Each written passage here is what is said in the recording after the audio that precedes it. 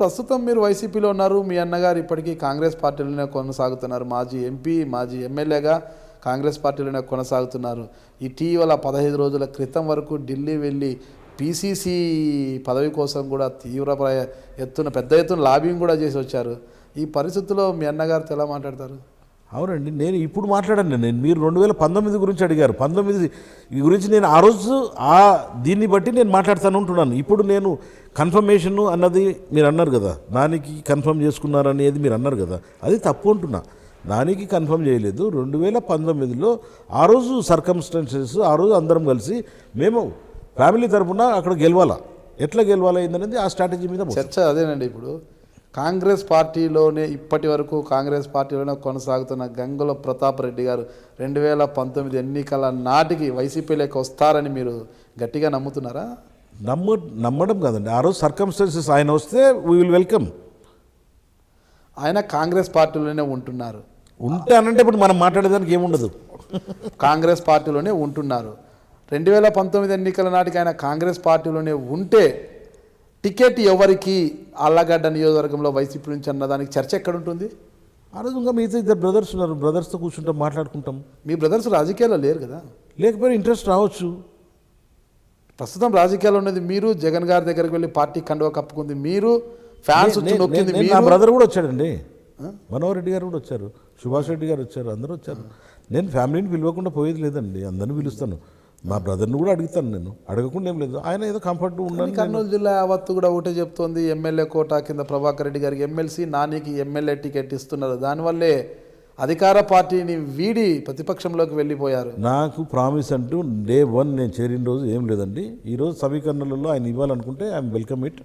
నేను ఆయన గౌరవిస్తాను. ఆయన ఏ పని అప్పచెప్పినా చేస్తానని ఆ రోజు చెప్పాను. ఈరోజు కూడా అదే చెప్తున్నాను. మీకు 60 ఏళ్ల వయసు వచ్చినా కూడా గంగుల ప్రభాకర్ రెడ్డి గారు ఈ రోజుకి సోదరుడు గంగుల ప్రతాప్ రెడ్డి గారికి అంటే అన్నచాటు తమ్ముడుగానే ఉంటుంటారు. అన్న ఏది చెప్తే అదే చేస్తారు, ఏది చేయాలన్నా అన్నతో చర్చ జరగంది చెయ్యరు అంటుంటారు. అలాంటి సందర్భంలో వైసీపీలో చేరే ముందు మీ అన్నగారితో సంప్రదించారా? సంప్రదించడం అంటే నేను తెలుగుదేశం పార్టీలో చేరినప్పుడు కూడా నేను సంప్రదించానండి. తెలుగుదేశం పార్టీలో చేరిన రోజు కూడా మా బ్రదర్ నాతోటి రాలేదండి. ఆ రోజు కూడా ఆయన అట్లే కాంగ్రెస్లోనే ఉన్నాడండి. నేను 2014లో చేరి ఆ పార్టీలో కంటెస్ట్ చేసి ఈరోజు మళ్ళీ ఈ పార్టీకి వచ్చినానని మీరు అడిగారు కదా, ఆ రోజు కూడా ఆయన రాలేదండి. ఆ రోజు కూడా కాంగ్రెస్లో ఉన్నాడు. ఈ రోజు కూడా అట్లే ఉన్నాడు. ఆయన రిజర్వేషన్స్ ఆయనకు ఉన్నాయి. ఆయన ఎందుకంటే సీనియర్స్ వాళ్ళు పార్టీలో ఉన్నారు. ఈ పార్టీలలో మేము మింగిల్ అవుతామో కాలేమని వాళ్ళు దేవర్ అబ్జర్వేషన్. వాళ్ళకు వాళ్ళను మేము డిస్టర్బ్ చేయమని కూడా చేయము.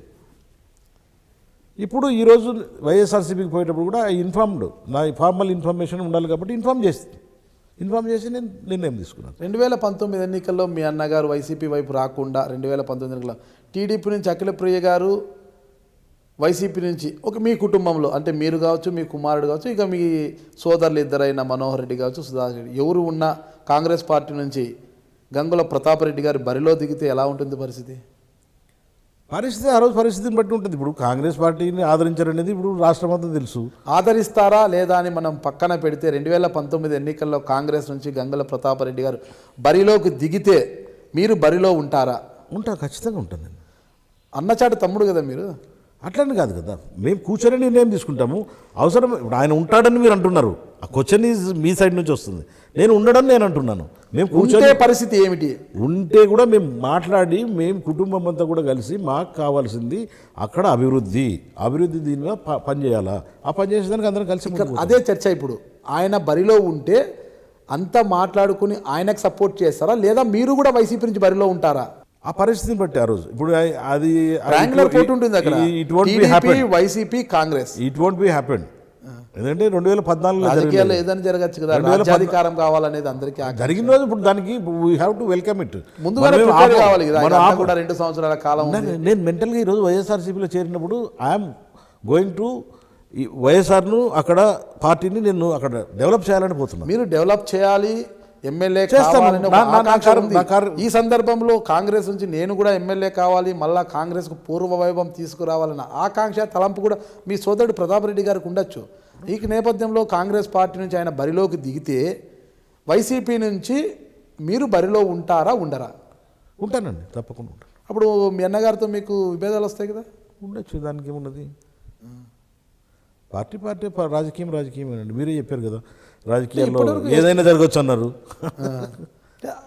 జరగదని నేను అనుకుంటున్నాను, మీరు అంటున్నారు జరుగుతుందని. జరిగితే అంటున్నారు, జరిగినా మీరు బరిలో అయితే ఉంటామంటారు. నేను మీ గుడివాడ అమర్నాథ్, వైఎస్ఆర్ కాంగ్రెస్ పార్టీ విశాఖపట్నం జిల్లా అధ్యక్షుడిని. మీరు చూస్తున్నారు ఐ డ్రీమ్ న్యూస్.